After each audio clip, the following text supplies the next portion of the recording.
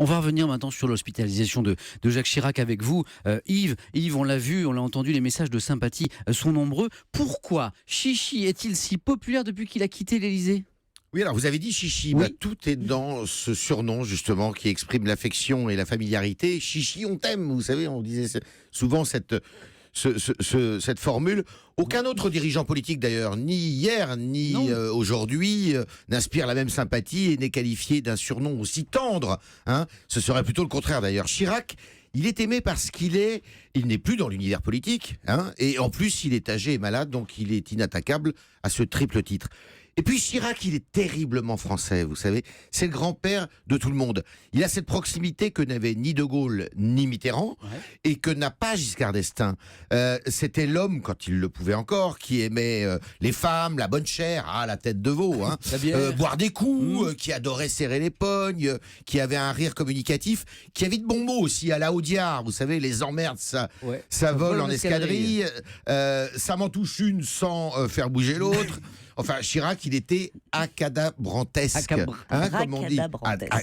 Voilà, merci Géraldine. Il n'y a que lui qui arrive à le dire. Et puis en plus, il faut quand même le dire, il profite du désamour des Français pour leurs dirigeants actuels. Finalement, Yves, vous nous dites ce matin que c'est plus sa personnalité qui est appréciée. Bien sûr, c'est l'homme, pas sa politique. Qu'est-ce qu'il a fait d'ailleurs, Chirac, pendant 12 ans à l'Élysée ? Il a supprimé le service militaire, il a empêché, c'est pas rien, que la France s'embourbe en Irak en 2003. Il a aussi reconnu la responsabilité de l'État français dans la rafle du Veldiv.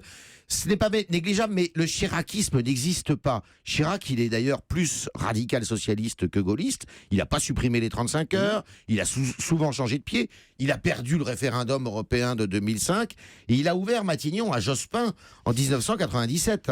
Alors il a été obligé de cohabiter, mais il a beaucoup péché par immobilisme, de peur de voir la France se diviser, se désunir. C'est aussi l'homme du quinquennat. Oui, et d'ailleurs il a décidé cette réforme beaucoup pour lui, parce qu'il ne voulait pas avoir à faire un second mandat de 5 ans à effectuer.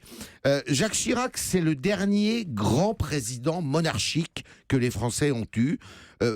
Il était le dernier à avoir cette allure de monarque républicain qui habitait le costume présidentiel avec élégance et forçait le respect. C'était un président du XXe siècle, et Dieu sait si les Français sont un peu nostalgiques de cette époque. C'est pourquoi ils aiment leur chichi. Leur chichi, Jacques Chirac. Merci Yves. Merci.